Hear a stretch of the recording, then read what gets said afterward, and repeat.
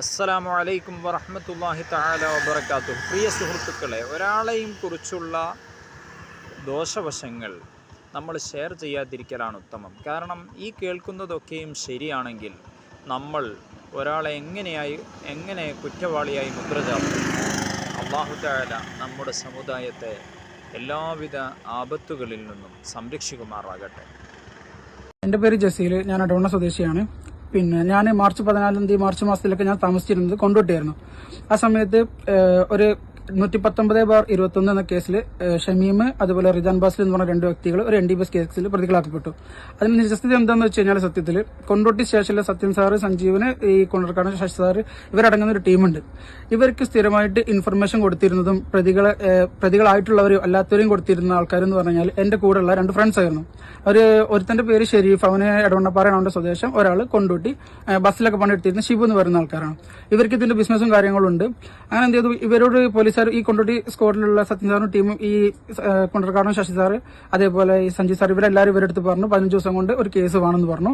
അങ്ങനെ ആ കേസിന് പെട്ടെന്ന് തന്നിട്ടില്ല എന്നുണ്ടെങ്കിൽ നമുക്കൊരു കേസ് നിർബന്ധമായിട്ട് ഇപ്പോൾ വേണമെന്ന് പറഞ്ഞിരുന്നു.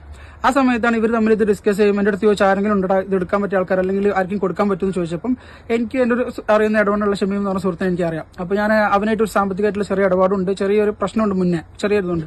അപ്പോൾ ഞാൻ ഇങ്ങനെ ഒരാളുണ്ട്, ഞാൻ അവനെ വിളിച്ച് നോക്കട്ടെ എന്ന് പറഞ്ഞ് ഞാൻ ഷമീമിനെ വിളിക്കും. അത് പ്രകാരം ഷമീം എന്ത് ചെയ്തു, കൊണ്ടോട്ടി എൻ്റെ അടുത്ത് വണ്ടി ഇല്ലായിരുന്നു. ഞാൻ എൻ്റെ അടുത്ത് പറഞ്ഞു, എൻ്റെ അടുത്ത് വണ്ടിയില്ല, എനിക്ക് കൊണ്ടോട്ടിക്ക് വരാൻ പറഞ്ഞപ്പോഴാണ് ഇവൻ വരുന്നത്. ഇവൻ വരുമ്പോൾ ഇവന്റെ കൂടെയുള്ള റിദാൻ ബാസിലിനെ കുറിച്ചിട്ടോ അല്ലെങ്കിൽ റിദാൻ ബാസിലിന്റെ അടുത്ത് ഇവൻ പറഞ്ഞിട്ടുള്ളത് ഇങ്ങനെ പൈസ വാങ്ങിക്കാൻ വേണ്ടി വരാം എന്നുള്ളതാണ്. അങ്ങനെ ഞാൻ പറഞ്ഞ പ്രകാരമാണ് അവർ അങ്ങോട്ട് കൊണ്ടോട്ടിക്ക് എത്തുന്നത്. അങ്ങനെ വന്നതിന് ശേഷം ഈ ഷെരീഫും ഈ ഷിബു എൻ്റെ അടുത്ത് എന്ത് ചെയ്തു, ഒരു സിഗരറ്റിന്റെ പാക്കറ്റ് തന്നു. അതിനകത്ത് ഇത് ഈ MDMA ഈ സംഭവമായിരുന്നു. എൻ്റെ അടുത്ത് പറഞ്ഞു ഇത് അവർക്ക് കൊണ്ടുപോയി കൊടുക്കാൻ പറഞ്ഞു. ഞാൻ ചെന്ന സമയത്ത് ഷമീം എന്ന് പറഞ്ഞ വ്യക്തി വണ്ടിയിലില്ല.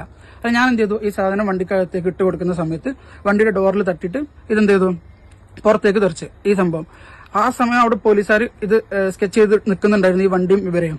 അങ്ങനെ ഇൻഫോം ചെയ്ത പ്രകാരമാണ് ഇവർ വന്ന് നിൽക്കുന്നത്. അവിടെ ഇത് പുറത്തേക്ക് ചാടുകയും അതിൽ പോലീസുകാരൻ വന്നിട്ട് എന്ത് ചെയ്തു, സംസാറും ആ ടീമിലുള്ള ഒരു പോലീസുകാരൻ വന്നിട്ട് നിലത്തുനിന്ന് എടുക്കുകയും എന്നെയും റിദാൻ ബാസിലിനും എന്ത് ചെയ്തു, പോലീസ് വണ്ടിയിലേക്ക് ഹാൻഡ് കഫ് ചെയ്തിട്ട് പോലീസ് വണ്ടിയിലേക്ക് കയറ്റി കുറച്ചപ്പുറം ചെന്നതിന് ശേഷം എന്നെ എന്ത് ചെയ്തു, നാട്ടുകാരെല്ലാവരും കണ്ടുകൊണ്ട് അപ്പോൾ അവിടെ നിന്ന് എന്നെ പോലീസ് ഇതിൽ കയറ്റി കുറച്ച് താഴെ ചെന്നതിന് ശേഷം എന്നെ എന്ത് ചെയ്തു, ഇതിൽ നിന്ന് റിലീസ് ചെയ്യുകയും ചെയ്തു.